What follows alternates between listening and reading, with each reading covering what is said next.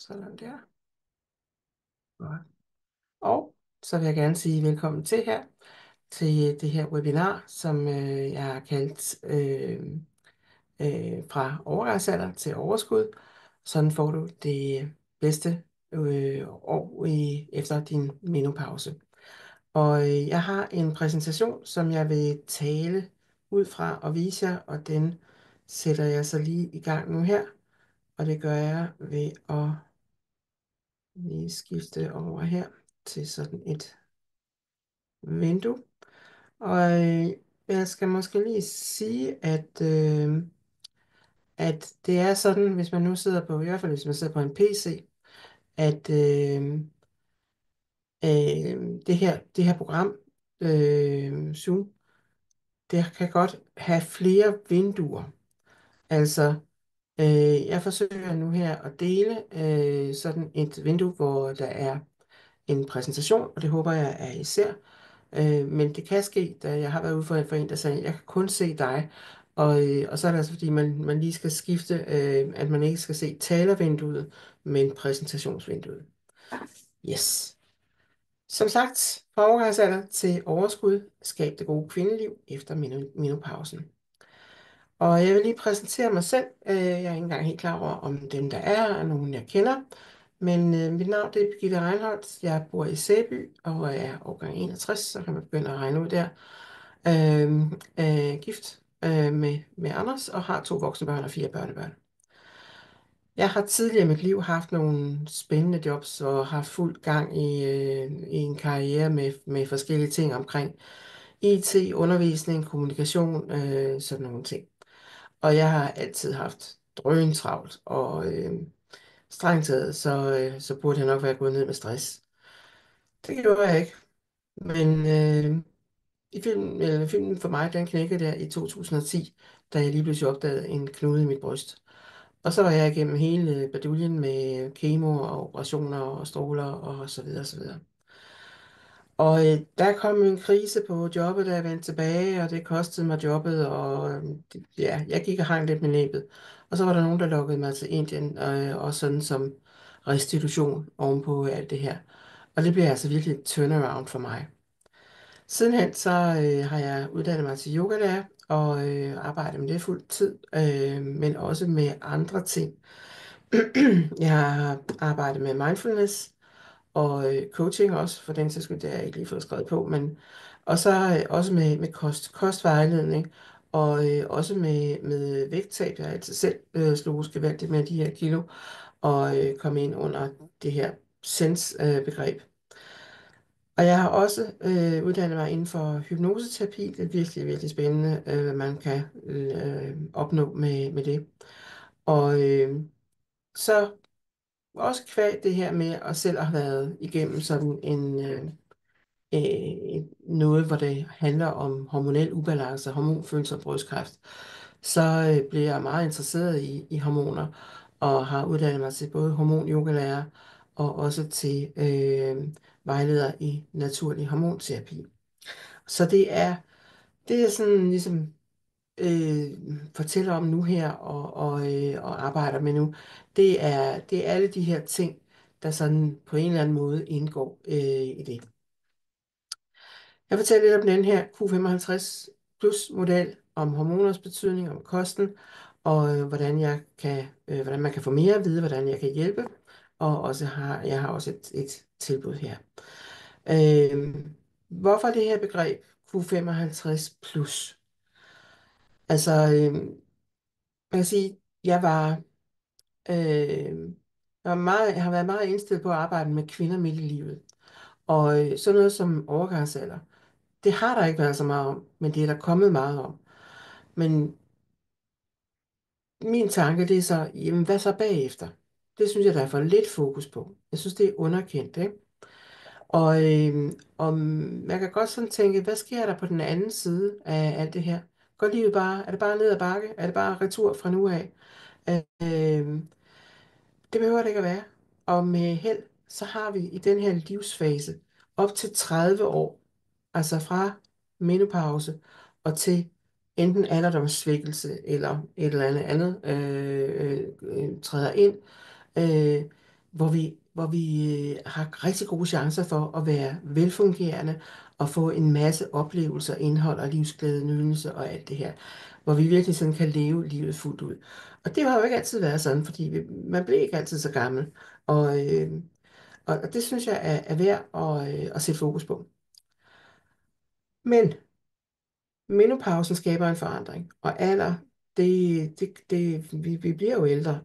Så der er nogle nye, det jeg kalder biologiske spilleregler, som man skal vide noget om og agere i forhold til, for at holde fast i helbredet og energien og livskvaliteten. Og jeg synes, der er for lidt viden og fokus på det her for os kvinder. Det er ligesom om, at man bliver ikke rigtig regnet for noget, når man kommer sådan lidt op i alderen. Men vi kan tage ansvar og gøre den her tredje alder til nogle gyldne år. Og det er lidt sjovt i øvrigt med, hvad er det, man skal kalde det? Hvad er ordene omkring det her? Jeg har sådan cirklet bare rundt om. Skal det vil sige tredje alder, eller de gyldne år, eller de livs sensommer, eller hvad vi nu skal kalde det. Men nu har jeg ligesom sagt, hvad det er, jeg mener med det, ikke også? Og vi har en hel masse at give stadigvæk. Vi er stadigvæk værdifulde, og vi har i hvert fald fortjent at have det godt. Det er jeg ikke i tvivl om. Og det der med alder, altså jeg har fået et nyt idol. Nu kommer der lige den her video. Jeg håber, at den fungerer. Jeg prøver lige at sætte den på her. Hun er 75, en dame fra Australien.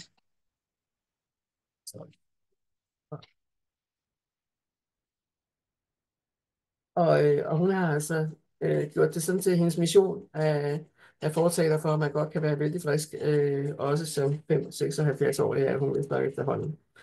Yes, ret imponerende. Mindre kan også gøre det. Så, yes. Kommer i. Og som en klog dame har sagt, når man kommer op i vores alder, så har man jo kun resten af livet tilbage. Og den rest, den skal helst være så god som muligt, ikke? Altså, vi vil helst dø så sent som muligt, så ungdomlige som muligt. Og det der med netop aldersopfattelsen, den har jo også ændret sig meget. Vi har jo sådan meget ungdomsdyrkende kultur, og vi har forskudt vores aldersopfattelse med en 10-20 år. Ikke? Og vi bliver så også pensionsalderen er også forskudt og så videre, men det er en anden historie. Men der er mange, der siger det der, 50'erne er de nye 30'er og så videre, ikke? Men vi opfatter os selv, os selv som anderledes, og vil gerne holde fast i den her ungdom. Og jeg har lidt en fornemmelse af, at mange, når de når overgangsalderen og oplever de her ting, så kommer der sådan en panik i, at jeg skal blive ved med at være, som jeg har været før. Ikke? Men der sker altså noget med os i løbet af den overgangsalder. Der er nogle gener og nogle ulemper undervejs, som er hårde at komme igennem, men der sker også nogle forandringer, så vi er ikke de samme på den anden side. Men altså som sagt, i bedste fald 30 år, måske mere endnu. Lige nu kører det jo den her serie med de 100-årige, det er jo fantastisk at se. Men på baggrund af de her overvejelser og den viden, jeg har tilegnet mig, så har jeg brugt noget tid på at undersøge og arbejde med og tænke, kunne man lave sådan en model, som vi siger, hvad er det vigtigste? Hvad er de vigtigste faktorer for sundhed, trivsel og overskud for kvinder sådan midt i livet, og Q55, 55 er ikke en sådan skarp aldersgrænse, men sådan cirka det omkring. Og jeg vil sige, der har været mange ting, der både sådan, det har været fristende at komme flere punkter på, men jeg har forsøgt at gøre det forholdsvis enkelt, og så ligger der så inde under hver af de her begreber, der ligger der jo en hel masse. Og undervejs i at lave det her foredrag, så måtte jeg også indse, at jeg var jo i virkeligheden ved at lave et helt kursus, og det har der ikke tid til på en time. Så den, jeg kalder balance og kost, kommer til at fylde lidt mere end de andre. Og det håber jeg er okay.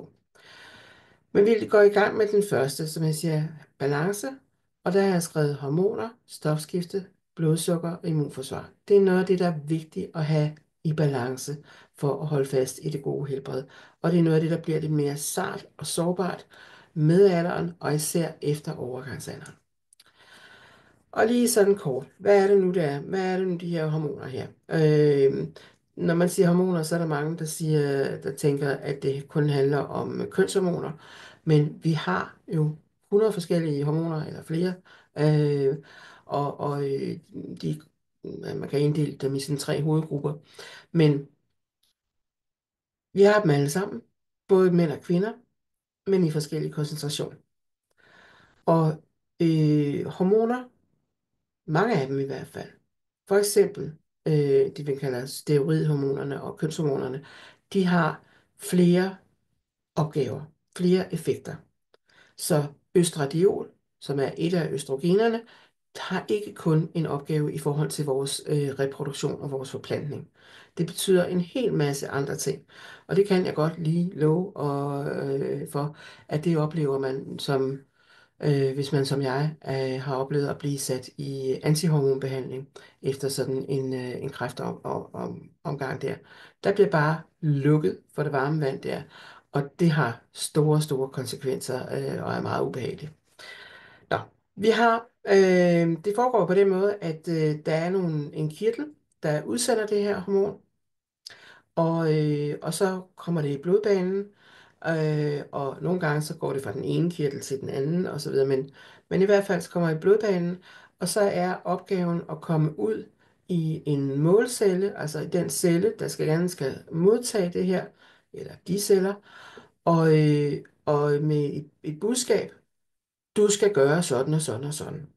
Du skal vokse, du skal skrumpe, du skal begå selvmord, du skal et eller andet, ikke? Der skal ske nogle ting. Og, og det budskab, det bliver først overleveret, når hormonet kan sætte sig på en receptor, der er på cellen. Og de receptorer der, de kan godt gå hen og blive sådan sløve, og de kan også godt risikere at blive fyldt op med noget andet, med hormonforstyrrende stoffer. Og der er specielt meget, nu har jeg måske hørt om det der med fremmedøstrogener, der er specielt mange typer, der ligner østrogen, der går ind og ligesom opfører sig lidt ligesådan. Godt. Og vi har alle hormonerne, også efter menopausen, bare i mindre koncentration.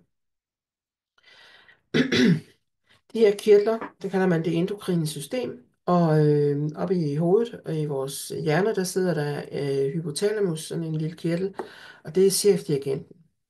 Og nogle gange så er det bare ned til hypofysen, så siger hypofyse, du skal udsende det ned til øh, noget andet, og så skal der ske nogle forskellige ting. Men vi har de her endokrine kirtler, og der bliver der produceret hormoner, men ikke kun der. Så den der med at tænke, når man når menopausen, så er der ikke flere æg, og der bliver ikke løsnet, der er ikke ægløsning, så er der ikke mere af de her kvindelige hormoner. Det er ikke rigtigt. De bliver produceret andre steder, og der er også andre steder end de endokrine kirtler, der producerer. Hjerne og rygmarv for eksempel, der bliver der produceret. I fedtvævet, der er det særligt østradiol, der bliver produceret der. I vores tarmsystem, og det er jo noget, man er blevet mere og mere bevidst om her de senere år, hvor stor en betydning det har. Altså, vores lykkehormoner, de kommer ned fra tarmen, ikke? I hvert fald nogle af dem. Og leveren har også en stor rolle i det her, og også i at omdanne fra det ene til det andet. Så en sund lever er meget vigtig for det her. Godt. Det her kalder man steroidkæden. Det er steroidhormonerne, og jo altså inklusiv vores kønshormoner. Og den måde, de er tegnet på her i højre side af billedet, illustrerer, at der er sådan et hierarki, og at de bliver omdannet kan blive omdannet til noget andet i den her rækkefølge. Og det kommer fra kolesterol, og det kan man være vant til at tænke på som noget farligt noget, men der er også godt kolesterol. Der bliver til pregnenolon, og der bliver til progesteron, og så dernedad. Og ideelt set, så er det sådan noget, der er selvregulerende, at der bliver skruet lidt op, hvis der er behov for det for noget, skruet lidt ned. dannet om, eller så videre. Og man kan se, at nogle steder, der går pilene i begge retninger, og det vil sige, at omdannelsen kan ske i begge retninger. Men det her mønster og den her balance, den kan blive forstyrret. Og noget af det, der forstyrrer ofte, det er stresshormonet kortisol, langtidsstresshormonet kortisol. Fordi det vinder altid. Det har jo noget med overlevelse at gøre, hvis man går og er stresset, og måske også næsten uden at vide det, så er det altså kortisol, der stjæler fra progesteron, som så igen gør, at der ikke bliver produceret så meget testosteron, som gør, at der ikke bliver produceret så meget østradiol, og så videre, og så videre, og så videre. Så det er ikke altid, at det fungerer helt sådan, som det burde. Et billede på det her hormonsystem og samarbejde osv., det er at sige, det kan være, man kan se det lidt som et orkester, sådan et symfoniorkester. Der er en dirigent, hypotalamus, og der kan nogle gange, så bliver der skruet lidt op for strygerne, eller der bliver dæmpet lidt på noget andet, eller så videre.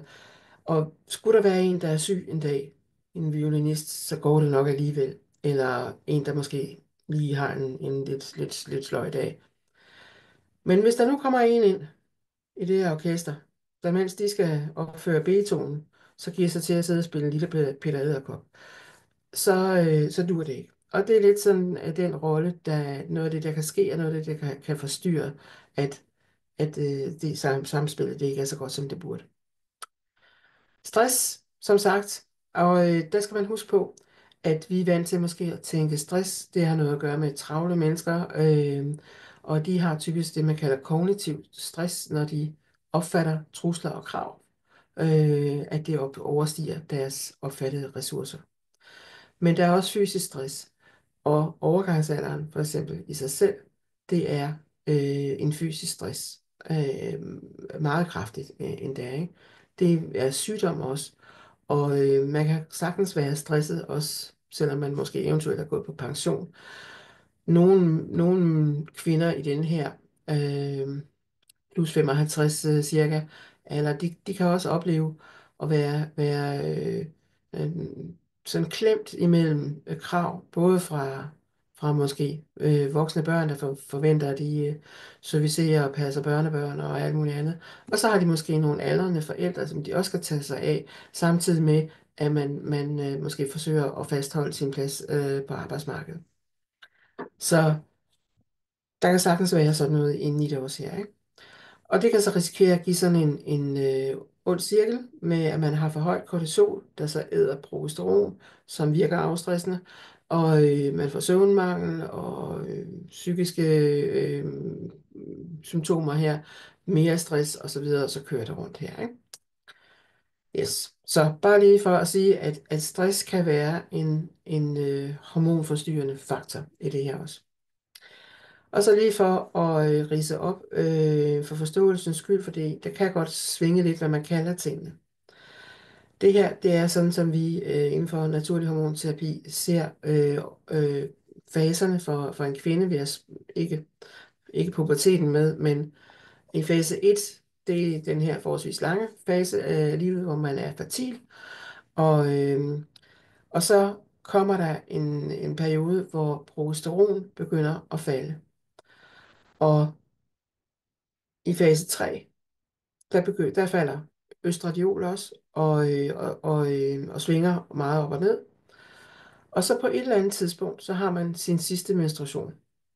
Og der er det jo så, man sådan rent lægefagligt, eller hvad skal man sige, har besluttet, at vi definerer menopausen til, at der er gået et år efter sidste menstruation.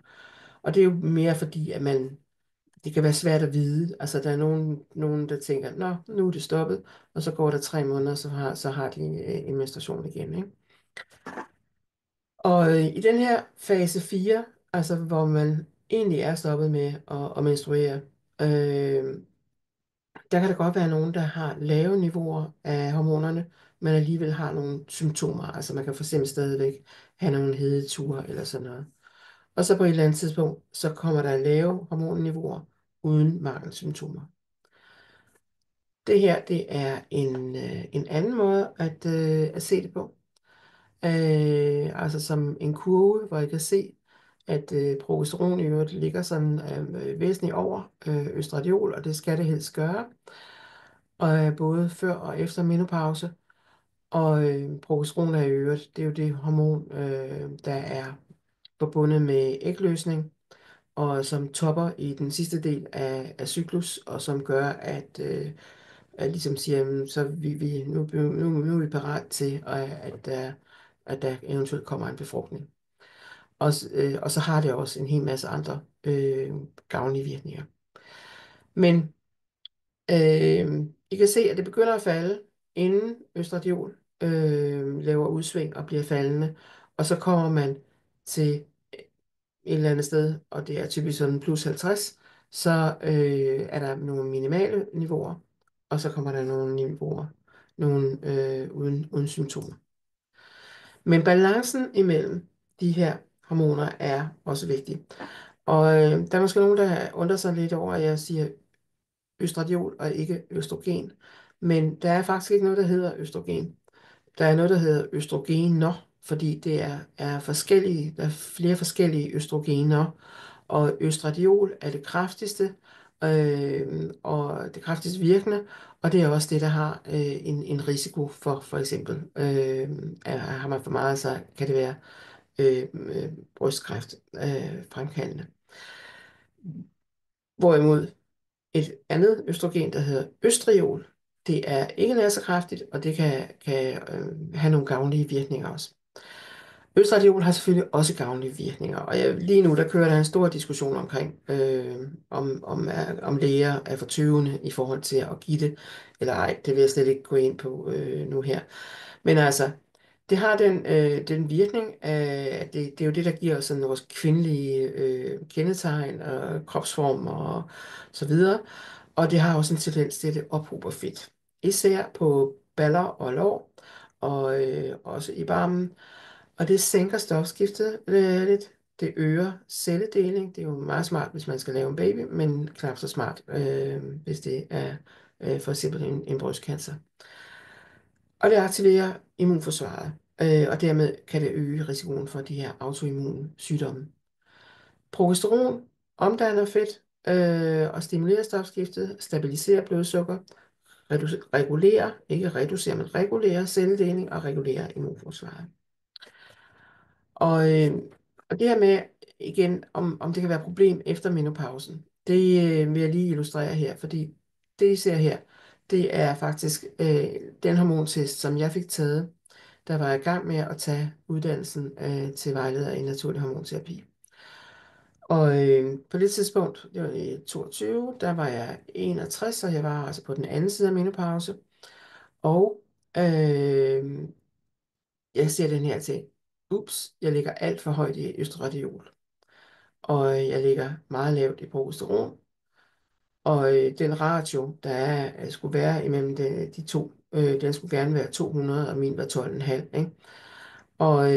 Og så er jeg også overraskende lav i kortisol. Og det kunne man så tro, at det er fordi, at jeg ikke var stresset. Men sådan havde jeg det ikke. Altså, jeg var faktisk meget sådan, meget, meget træt og udbrændt nærmest, ikke? Og det kan være et tegn på, at man har været stresset for længe, for så på et eller andet tidspunkt, så holder binyrerne, som producerer kortisol, så holder de op med det, og så går man nedad igen. Så jeg tænkte, er det binyretræthed, og min supervisor jo også, og sagde det helt klart, det er det, du har binyretræthed. Og så var jeg lige spændt på, om jeg havde fået brystkræft igen. Og det viste sig så en god måneds tid senere, det havde jeg faktisk. Heldigvis ikke så stor og så farlig en knude, men igen, operation, heldigvis ingen kemo, men stråler igen. Så det kan altså ske også på den anden side her. Lidt om progesteronen her. Den, som sagt, regulerer, det har jeg næsten sagt, de her ting. Ja, masser af gode virkninger, og nogle beskyttende effekter her også. Og tegn på for lavt, når vi er før overgangsalderen, altså mens man har cyklus, så kan det være de her PMS og humørsvingninger osv. Altså der er nogen, der har gavn af og som har det svært med deres cyklus og så videre, så hvor progesteronen virkelig kan gå ind og hjælpe. Efter menopausen kan det også hjælpe på nogle af de her ting. Stive led, hævede bryster og hænder og fødder osv. Yes. Men altså, det bliver lidt sværere for os at holde balancen med hormonerne, og stofskiftet, det falder lidt, og kan også blive lidt mere sart. Vores blodsukkerbalance bliver også lidt mere sensibel, og man er i større risiko for insulinresistens og prædiabetes, og selvfølgelig dermed også for diabetes på et eller andet tidspunkt. Og lige sådan med immunforsvaret, og der tænker man måske immunforsvaret, som får jeg forkølelser eller øh, s- pådrager mig, sådan nogle ting der, ikke også? Men det er ikke kun det. Det er også den her form for inflammation, den hænger også sammen med immunforsvaret, hvor, hvor kroppen begynder at angribe sig selv, og dermed risiko for autoimmun sygdom. En god fordøjelse er også vigtigere end nogensinde. Og det er, som jeg siger, også noget, der er blevet meget, meget mere fokus på, og bevidsthed om, at det der med for eksempel at have sådan en irritabel tarm, som kan give en hel masse gener, hvor vigtigt det er at forebygge det. Yes. Godt. Så det var sådan lidt om de farer, der kan lure ved det her, ikke? Og jeg var lige ved at skrive sådan en sygdomsliste, det lød være med, for jeg synes, det blev lidt for trist her. Så kigger vi lidt på kosten, fordi det er jo en af de ting, som vi kan gøre noget ved. Og så skal vi være klar over, at kaloriebehovet, det falder som sagt. Jeg har lavet nogle beregninger her på at sige, hvis nu vi har en kvinde, der sådan er lidt aktiv i job, og så, ja, lad os se bort fra, at hun så måske bliver pensioneret på et tidspunkt, men og er lettere aktiv, har moderat motion 2 til 3 gange om ugen. Hvis hun vejer det samme, og har det her aktivitetsniveau, så kan I se, ved 40 år, 65 år og 75 år, der er der en lille reduktion. Det er ikke så meget igen, men der er en lille reduktion i, hvor meget hun rent faktisk forbrænder for at holde status quo. Og det skyldes primært, at der er en negativ udvikling i muskel-fedt-sammensætningen i vores krop, selv ved det samme aktivitetsniveau. Og altså, har man mere muskler end fedt, han har sagt, så er forbrændingen højere. Så der er en mulighed for at kompensere her ved at gøre noget for at øge muskelmassen. Men altså, det der med, at man nemmere tager på og så videre, det kan jo også godt have noget at gøre med, at man måske ikke suser så meget rundt, som man har gjort tidligere, og man bliver lidt mere magelig. Det kan også være, at man får ondt i knæet eller lænden eller et eller andet, og ikke kommer så meget ud at gå, eller hvad ved jeg. Lidt mere hygge, og måske også en vanetænkning om, hvad er et måltid? Hvad skal man have at spise på en dag, ikke? Sådan nogle ting kan faktisk gøre rigtig meget. Jeg har lavet eller nogle kostprincipper her, sådan en tallerkenmodel, og for hvad der vil være ideelt. Der er måske nogen, der kender den her T-model, hvor man siger, at halvdelen skal være grøntsager, og så er der en fjerdedel, der er protein, og en fjerdedel kulhydrater. Her er forskellen jo så, at jeg siger, at du skal have mindre af de her stivelsesholdige kulhydrater i forhold til resten. Cirka 18-20%, og ikke de 25%. Og eventuelt, måske, hvis der er behov for det, skrue endnu længere ned. Øh, og det her, det er altså, når der står de her procent, så er det ligesom i en tallerken. Hvad fylder det på en tallerken? Det er ikke i næringsværdi eller kalorier udregnet. Det er at se det som, hvordan er et måltid sammensat.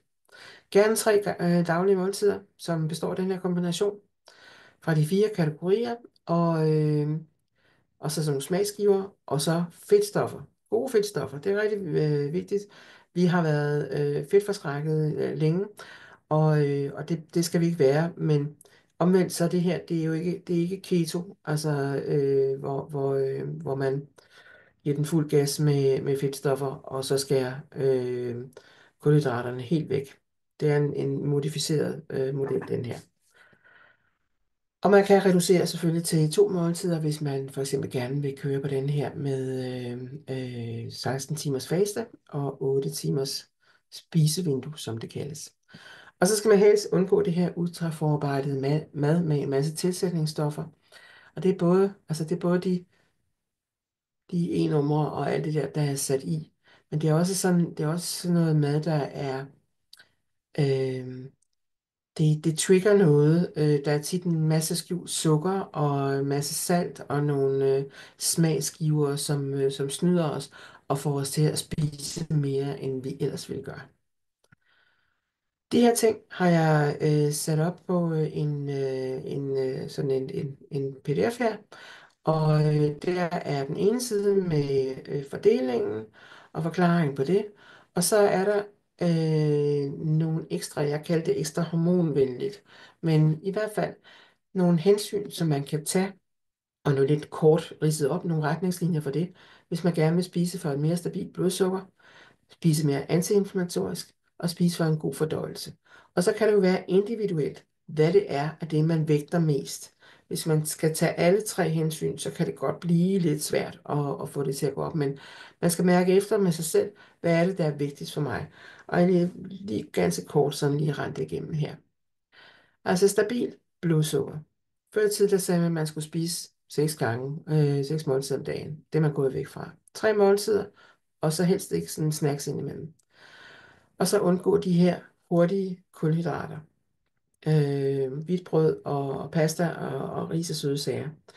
Og det, der er vigtigt her, det er, hvor højt et glykemisk indeks fødevarene har for blodsukkeret. Altså, hvis man spiser noget, hvor hurtigt og højt påvirker det så ens blodsukker. Og det er det, som den her kurve til højre, den viser. Øh, Man kan dog lave et lille trick med at sammensætte noget med et lidt højt sådan glykemisk indeks med noget andet. Altså et af de bedste eksempler, jeg kan komme i tanke om, det er noget, som jeg selv virkelig godt kan lide. Det er at lave sådan en salat med vandmelon. Vandmelon er jo egentlig ikke sådan voldsomt kalorieholdigt, men det har virkelig et højt glykemisk indeks. Vores blodsukker stiger rigtig meget ved indtag af vandmelon. Men er det en salat med godt med grønt også, og måske noget fetaost og nogle græskarkerner, eller sådan nogle af de ting, det er noget, det jeg godt kan lide at sætte sammen i hvert fald, ikke? Jamen så daler den påvirkning her. Så bliver det den der lilla boble, der er vist, så bliver den ikke helt så høj. Og man kan også godt starte et måltid med en salat, eller måske en lille portion suppe, og så, hvis man gerne vil have brød, eller kartofler, eller ris, så kommer det bagefter. Og så gør det også en forskel. Og så er der nogle forskellige ting, som for eksempel krom, eller ægte kanel, altså sejlernkanel, der kan være med til at reducere. Og lige for, hvis der er nogen, der tænker, hvordan er det nu med det insulin her, og insulinresistensen. Altså, insulin er også et hormon, og det, jeg skal forestille en celle, og den røde bold der, det er noget glukose, der vil ind i cellen for at give cellen næring. Og det befinder sig, glukosen er i blodbanen, og så kan det ikke komme ind, medmindre der kommer noget insulin, og ligesom som en nøgle låser op, så det kan komme ind. Og det er altså den der nøglefunktion, der er gået i stykker, og ikke fungerer ordentligt, hvis man har insulinresistens. Så kommer der insulin ud, men det virker ikke. Der er stadigvæk for meget sukker, glukose i blodet. Yes. Det antiinflammatoriske, det er for at dæmpe den her indre inflammation, som vi bliver mere sensible overfor. Øh, det er jo en stor sag for sig at snakke om inflammationssager. Det må nok hellere gå lidt hurtigt frem her. Men det kan jo være årsag til en hel masse problemer og dårligdomme, i hvert fald, hvis man har for høj inflammation. Noget af det aller vigtigste, det er omega-3. Det er vores fedtsyrefordeling. Og de fleste af os, vi har alt for lidt omega-3. Så fed fisk, bare helst ikke opdrættet laks, fordi at det er, der er tit for mange tungmetaller i. Og så er problemet jo, at den her friske laks, den er blevet skrækkelig dyr. Så, men altså sild, makrel og sådan noget, det tæller også. Men et omega-3 tilskud, det er af god kvalitet. Det er vigtigt for de fleste. Masser af grøntsager, gerne kål, gode fedtstoffer gennem også nødder og kerner og sådan noget. Skru op for linser og frugter, lidt mindre rødt kød, eller måske slet ikke rødt kød. Mørke bær. Og så er der sådan nogle superfoods med hvidløg, gurkemeje, ingefær. Brug dem som krydderi, eller på en anden måde lave shots eller sådan noget. Og så er der det med den gode fordøjelse. Det er også masser af fiber. Øh, og for eksempel gerne i smoothies, eller sådan den her grønne morgengrød, som er blevet populær her på det seneste også. Og det er jo en måde, som gør det nemmere at få det ned, altså i stedet for de her store mængder af salat, hvor man tykker og tykker og tykker, så er det faktisk nemmere med en smoothie, eller at blende grøntsagerne til en grødkonsistens. Og det er noget, man skal prøve sig frem med. Man kan høre det også, hvis man laver sådan en smoothie eller grød. Hvis man synes, det er lidt svært at få protein nok, så kan man jo købe noget proteinpulver af god kvalitet og komme oven i den her mængde her. Øh, Gluten er der også stor diskussion om. Jeg udelød det på et tidspunkt. Jeg har altid tænkt, herregud, jeg er jo ikke glutenallergiker. Det behøver man ikke at være for at have godt af at skrue ned for gluten eller udlade det.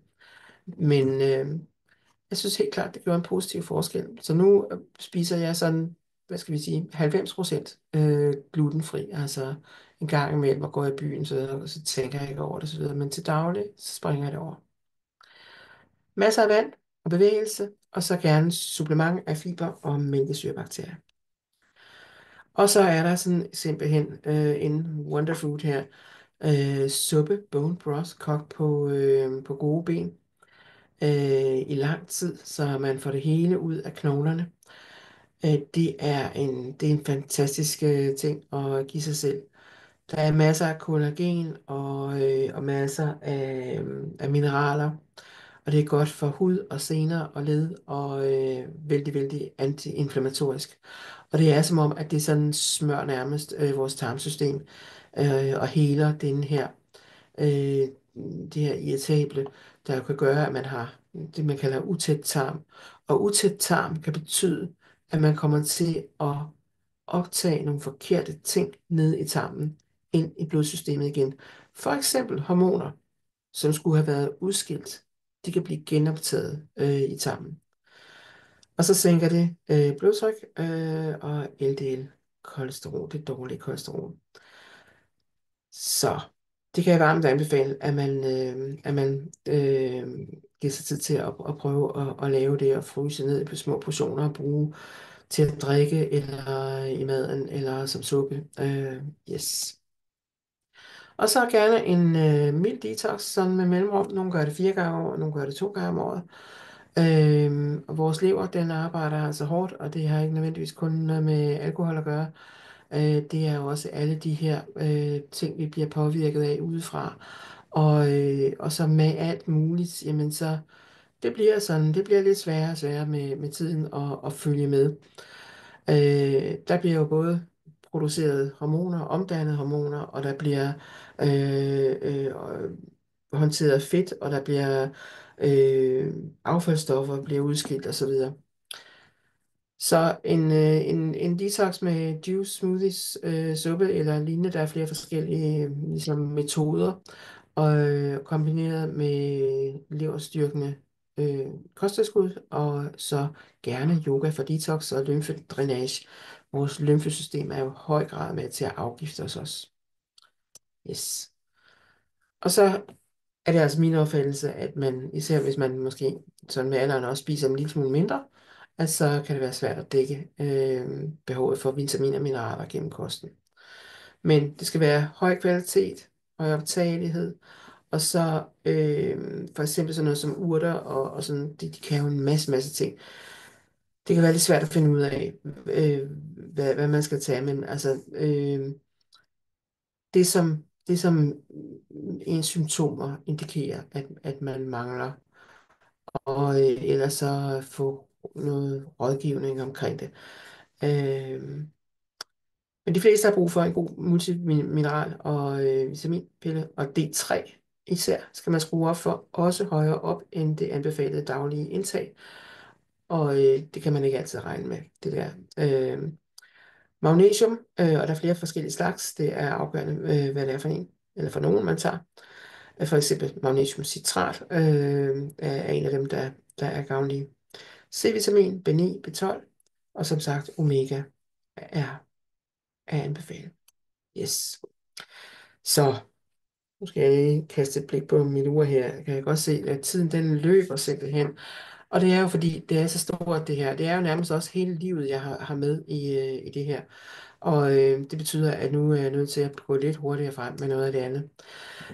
Bevægelse, mild cardio, og få pulsen op imellem ved at gå, løbe, cykle, danse, svømme, og gerne supplere med åndedrætsøvelser. Det er noget, der virkelig kan gøre en forskel. Styrketræning for bevarelse af muskelmasse, og det kan jo både være et træningscenter. Det kan være, at man køber nogle vægte eller noget og lærer sig nogle gode øvelser derhjemme. Og det kan også være øvelser med egen vægt. Det kunne fx også godt være, der er også styrkende yoga. Jeg som yogalærer, så er jeg jo glad for det. Og så smidighed. De fleste tænker yoga og smidighed, men det kan også godt være mere end det. Og blandt andet via yogaen, så forkæler man også sit nervesystem og reducerer stress. Balance er også en ting, der også i øvrigt jo tit indgår i yoga, som er utrolig vigtig og med årene. Det gør jo altså simpelthen, træner man sin balance, jamen den dag det er lidt glat på fortovet, så falder du måske ikke lige så nemt, som du ellers ville. Prioriter ryg, særlig lænden, holdning, fødder og så bækkenbund for kvinder specielt. Restitution, en god nattesøvn, få nogle gode rutiner, have et dejligt sovemiljø, komme ud i naturen, det er også restitution. Den her nærhed med naturen, det betyder utrolig meget. Det er at gå mindful, eller sætte sig ned i skovbunden og bare mærke det hele. Eller kramme et træ, for den sags skyld. Det gør noget ved os. Egenomsorg, at man til nu skal jeg virkelig, jeg skal forkæles med jævne mellemrum, jeg skal have massage, jeg skal røres ved, vi kan ikke massere os selv hele vejen rundt, men følelsen af berøring, den kan man altså godt få ved at give sig selv massage der, hvor man kan nå. Sex, og det er det samme, enten fra en af nogle andre, eller også sig selv. Pleje af din hud, hår, hænder og fødder. Og som belønning, så får du mere dopamin og mere oxytocin, kærlighedshormoner. Ja. Og så er der mindset, den måde, man går ind i det. Man ikke bare sådan siger, det er trist, og det er ned ad bakke, og livet blev ikke helt, hvad jeg havde regnet med, og jeg har været udsat for det og det og det og det, og det er for dårligt, og det er alt muligt. Jeg har lidt ondt af mig selv, ikke? Det er noget af det nemmeste, den her mellemtilfredshed, eller halv utilfredshed. Er dit glas halvt tomt eller halvt fyldt? Hvis du synes, du går rundt i sådan noget, så arbejd med det. Virkelig, ikke? Og prøv at finde altså bevare nysgerrigheden i livet. Når vi kommer tilstrækkeligt højt op i alderen, jamen så er det jo ikke fordi, at vi skal blive til noget, han har sagt, andet end vi er allerede. Vi skal ikke dygtiggøre os for at blive til noget. Men vi kan da godt søge ny viden og indsigt for vores egen skyld. Ikke? Og udvikle os for vores egen skyld. Og så igen det der med at ligesom finde roen i sig selv, hvile i sig selv, stå i sig selv. Måske stærkere end nogensinde før. Og der er i hvert fald mange ved jer, der kommer på den anden side her, og som siger, min bullshit-tærskel, den er simpelthen bare blevet lavere. Der er grænser for, hvad jeg stiller op til nu. Nu har jeg lov til at sætte fokus på mig. Jeg har fortjent det. Ikke? Så tag ansvar både for det fysiske og mentale helbred, og vær klar over, at vores sundhedssystem, ja, men gudskelov, og det er dejligt, at mange lande er misundelige på os, men lægerne har mere og mere travlt, og der er ikke nogen, der følger op. Der er ikke nogen, der finder ud af, hvis du har fået udskrevet et eller andet medicin, skal du blive ved med at tage det til dine dages ende, eller kunne du gøre noget andet? Og det er der rigtig mange tilfælde, hvor det er muligt. Mening med tingene skal der helst også være kærlige relationer, partner, familie, gode venner, netværk, dig selv. Det er noget af det, der virkelig gør en forskel på, om vi lever godt og længe, og føler, at vi har noget ud af tilværelsen. Og vi kan også finde livsglæden alene ved at dyrke skønheden. Om det så er den lille blomst, du tager ind og sætter i en lille vase, eller de store oplevelser, eller de nydelsesfulde oplevelser osv. Hvad det nu må være. Og så det at række ud over sig selv giver rigtig mange mennesker god mening. For eksempel i forhold til frivilligt arbejde. Og så endelig spiritualitet, forbindelsen til noget, der er større end dig selv. Yes. Så jeg mener, at med viden, accept af hvordan, man er i livet, og kærlighed både til sig selv og andre, der kan overgangsalderen godt ses som den her positive transformation, hvor man har været inde i sådan en puppe her i overgangsalderen, og nu kan folde sig ud og sige, da, det her, det skal være en god tid, der skal virkelig leves fuldt ud. Og hvis der er noget, du synes, du mangler, så få hjælp til det. Få lagt en plan for at få optimeret. Yes. Igen billedet her. Så tænk på det, som at du folder dig ud nu her og har mulighed for det. Og det kan være, at der er nogle masker, der bliver smidt. Det kan være, at man gør op med sit selvbillede, eller de roller, man har haft, hvis man har været sådan en pleaser det meste af sit liv, den flinke pige. Så kan det være, at man bliver lidt mere fandenivoldsk og står lidt mere stærkt i sig selv. Og der er også mange, der søger nogle nye cirkler, nogle nye forbindelser. Og husk på, at vi er alle i den samme båd, ikke? Og vi kommer til at miste nogen. Så kan det være, at man mister kollegerne lige pludselig, og synes, at så var det trist, eller at der er nogen, der falder fra simpelthen af den ene eller den anden grund. Og vi har brug for hinanden. Vi har brug for at dele nogle både glæder, sorger og oplevelser med hinanden. Så hold dig ikke tilbage. Og det kan være, at man har nogle ambitioner, man har en bucket list, og om det er at bestige et eller andet højt bjerg, eller gøre noget vildt, eller om det er at lave byens smukkeste have, eller begynde at male akvarel eller sådan noget. Der er nogle muligheder, der kommer, der åbner sig i den her livsfase, ikke også? Og for nogen, så kan det også være sådan noget som at opsøge måske nogle af de her fællesskaber og oplevelser på sådan noget som en yogarejse. Og det her, det er faktisk et billede fra i februar i år, hvor jeg indfriede en stor drøm om at have et hold med til Sri Lanka, som jeg har forelsket mig i og været i nogle gange. Og der tog vi afsted, og vi havde en fuldstændig fantastisk vidunderlig tur. Og der er jo lidt forskellige aldersgrupper her. Der var en med, som holdt sin 75-års fødselsdag dernede, så det synes jeg var ret flot. Og mange har ligesom givet udtryk for, det vil jeg ikke rigtig have tur at gøre selv, eller jeg vil ikke, jeg har aldrig været i Asien før, nu skal det være, eller sådan noget af den stil, ikke? Så det er også noget, som man kan give sig selv. Mere viden og flere redskaber fra mig af. Jamen netop det her med sådan et yoga retreat, og man behøver bestemt ikke, og man kan komme helt uden at have lavet yoga før. Så det er mildt og godt. Jeg holder endnu en tur, og det bliver så til Spanien, til et sted lige lidt nord for Alicante, 1. til 8. juli. Og den der tur til Sri Lanka, der var der ikke noget sådan, der var ikke noget, det var ikke kun for kvinder, og det var ikke for nogen bestemt aldersgruppe sådan, så det var lidt tilfældigt, at vi alligevel var forholdsvis homogen gruppe der. Men Men den her, der tænker jeg midt i livet, om det så er 45 plus eller 55 plus, men midt i livet, og så fremad og lave noget omkring det. Og jeg ved, vi bliver ikke en voldsom stor gruppe, men vi kommer til at bo på et lækkert, lækkert sted. Skønt, lækkert sted. Der er 500 kvadratmeter, og som jeg siger, der er, som der står der, 9 enkeltværelser, 4 dobbeltværelser. Der er stadigvæk også enkeltværelser til rådighed. Og ligger lige på grænsen af sådan et naturreservat med bjergene på den anden side af hækken, og heller ikke ret langt til stranden. Store lækker yogasal og udstyr og alt muligt. Og vi kan tage på udflugter, og vi kan dase, og vi kan snakke, og vi kan alt muligt.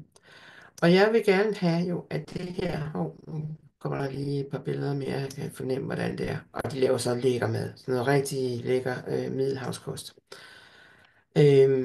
Jeg har en ambition om, at det her, det skal være afslappet, det skal være hyggeligt, og det skal være nydelsesfuldt. Men det må også gerne være noget mere om alt det her, som jeg har forsøgt lige at snakke om ganske kort her. Så det uddyber vi noget, og der bliver også noget online, som man måske kan fordybe sig i bagefter. Jeg holder et par foredrag, og vi kommer til at ligesom have en masse dialog omkring det også, ikke også? Så man netop kan tage hjem med en følelse af at have ro i sindet, velvære i kroppen, fornyet energi, højt humør og gode redskaber. Yes. Yoga om morgenen og om sidst på eftermiddagen, og lidt forskellige typer, men alt sammen, som jeg siger, noget, der er nemt at gå til. Og så udgangspunkt i modellen her, hvor jeg kommer til at kunne uddybe det lidt mere med 2 foredrag og nogle lidt kortere oplæg, hvor jeg også gerne vil have, at man enten selv arbejder med noget refleksion, eller taler sammen. Og så når jeg så nu siger alt det her, så er det vigtigt med den sidste linje, at alt er frivilligt i den her sammenhæng. Jeg synes man, at jeg trænger til bare lige at være for mig selv, eller det her, det har jeg ikke lyst til, så er det helt fint. Det kommer man ikke til at høre noget for. Jeg skal lige have en slurk vand, kan jeg mærke. Hmm. Det er nemlig det praktiske med den her tur. Altså, jeg har lagt 3 bonusser ind, og det betyder også, at der kommer til at være tid til samtale, eller yoga, eller måske noget hypnoseterapi, hvis man har lyst til det dernede. Det kunne også godt gøres herhjemme, hvis man hellere vil det, og er i nærheden. Og så der skulle stå rabat her, nummer 2, rabat på for eksempel på sådan et forløb med naturlig hormonterapi. Og et online kursus ud over det, der ligesom knytter sig til den her tur. Og jeg har virkelig sådan været skarp og skruet de her priser i bund, synes jeg, og jeg har sammenlignet med et par stykker andre, der bruger det samme sted, og der ligger jeg i hvert fald et par tusind under dem. Men prisen i et delt dobbeltværelse for det her, og fuld pension osv., det er 7.975, og et enkeltværelse for 1.000 kroner mere. Og det er allersenest 1. juni, så stiger priserne der. Men jo før man siger til, jo bedre. Og det er altså eksklusiv flyrejse. Det er inklusiv overnatninger, fuld pension og undervisning osv. Og, men ikke transporten, kan man sige. Ikke? Vi koordinerer flyrejser og transport til og fra lufthavnen, så det bliver ikke noget, der bliver stort som sådan. Og så skal vi finde ud af, hvad for nogle udflugter og sådan noget, man har lyst til at være med til. Ikke? Yes, der er lige lidt med flyene der. Så gå ind på birgittereinhold.dk eller voksenyoga.dk, hvis du vil se mere om det, eller kontakt mig og høre om det osv.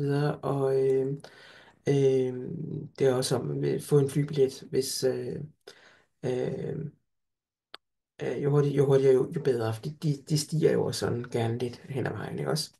Og jeg vil meget gerne tage en samtale inden, hvis der er nogen, der synes, de har lyst til det. Yes. I november, der kommer jeg også til at lave en weekend i Sæby. Den siger jeg så ikke ret meget om her. Det er sådan lidt det samme ting, samme temaer, bare kogt ned. Så her bliver det virkelig intensiv undervisning. Her bliver jeg ikke så meget ligge på ryggen og læse en god bog, men ret intensivt fra fredag til søndag. Det kan man også læse mere om på mine hjemmesider, og jeg har 2 lige nu, og hjemmesider de bliver lagt sammen inden så længe. Og så er der det her forløb, hvis man tænker, jeg kunne egentlig godt tænke mig at finde ud af, om mine hormoner er i balance, og hvad jeg skal gøre for at få den balance, hvis det viser sig at være nødvendigt at gøre noget for det. Og det er det, jeg kalder et NHT-basisforløb, som består i, at man får lavet sådan en test, der tester. Det er en spyt-test, som man laver derhjemme, og så sender afsted. Og, og så sender jeg et uddybende spørgeskema og så videre, og en samtale, tager vi, og så laver jeg ud fra det en vurdering og en plan for at genoprette balancen, og kommer med en masse gode råd, også til kosttilskud, eventuelt kostomlægning og sådan nogle ting der. Så, og så tager vi en konsultation med at gennemgå det, retter eventuelt lidt til, og så følger op efter 3-4 måneder, hvordan er det gået. Og det er jo også sådan noget, som altså, man kan også vælge at sige, hvis der er nogle ting, der er sådan er forholdsvis alvorlige, så sige, men jeg vil godt, så gør jeg det, og så arbejder jeg ud for det. Og så om et år, så tager jeg en test igen og ser, hvordan det går. Altså tag mig med min alt for høje østradiol der i 22. Altså jeg har jo selvfølgelig fået taget test sidenhen, der viser, om jeg formår at holde det i skak og have styr på det. Godt. Og hvis man så skal have brug for nogle hormoner, ja, så er der nogle af dem, for eksempel progesteron osv., som man kan købe øh, og bruge som cremer, som bioidentiske hormoner, så vejleder jeg omkring det. Viser det sig, at man har brug for nogle af de andre, som skal på recept, jamen så kan jeg jo sige, du skal gå til din læge og bede om sådan og sådan. Godt. Det plejer at koste 3500 kroner, og hvis du, til dem, der ligesom lytter med her, det vil sige måneden ud, altså de behøver ikke at have afholdt det, men bare have begyndt dialogen og så videre, der sparer man 350 kroner. Og så er man med til Alicante, så sparer man 500 kroner, men man kan ikke kombinere de to, fordi så kommer vi bare, så bliver det for lidt tilbage. Jeg har også nogle workshops og online-kurser i støbeskeen, og så har jeg en plan om at lave en Facebook-gruppe omkring det her. Jeg håber, at det kunne være noget, ja, og det kommer der en invitation til. Så jeg sender en opfølging på det her til alle, der er tilmeldt webinaret, med links og så videre. Og så når den der Facebook-gruppe lige er klar, så sender jeg også et link til den. Yes. Så det var nogenlunde det. Og det vil sige, at nu stopper jeg med at dele her. Sådan, og så siger jeg tak for at have set med, og så